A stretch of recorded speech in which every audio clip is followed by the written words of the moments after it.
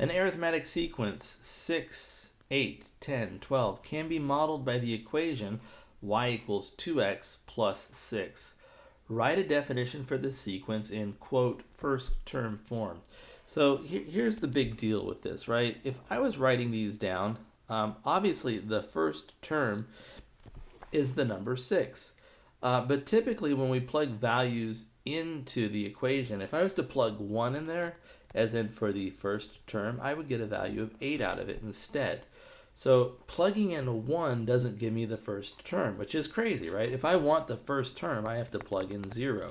So if you think about this, right, here's x and here's the 2x plus 6. And what we're saying when x is 0, 1, 2, and 3, if I look at each of these, when x is 0, I've got 2 times 0 plus 6, which is equal to 6. When x is 1, I have 2 times 1 plus 6, which is equal to 8.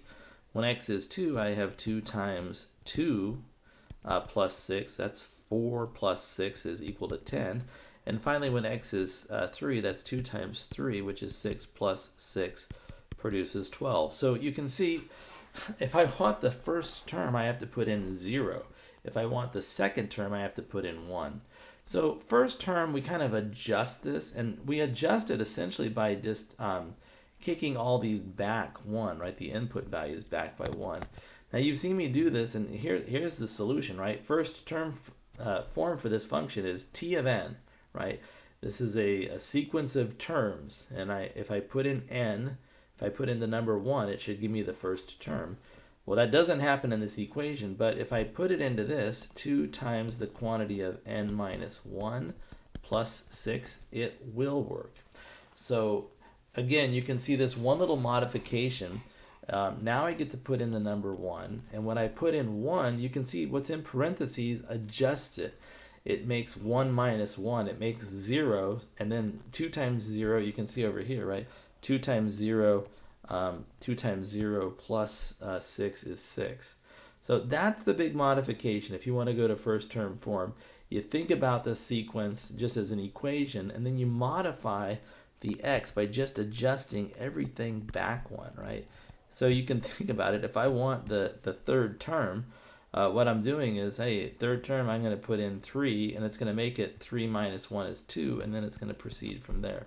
So that's the adjustment you do, and actually that's all you do all the time. You're just substituting out the x for n minus 1 to get it in first term form.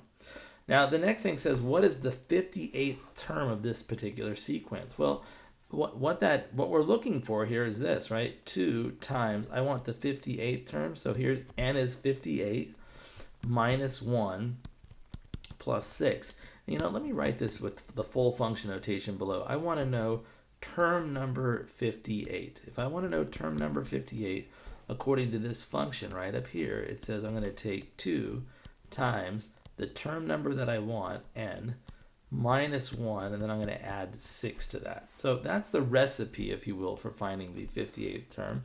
Of course, 58 minus 1 is 57, so I'm just going to go ahead and take 2 times 57.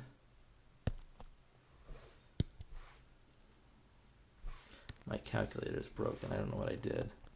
There it is. It's back. So I'm going to take 57 or 2 times, and I can use the parentheses, but I can subtract 1 by myself for crying out. So 57, not 57. Thank you, Mr. Calculator.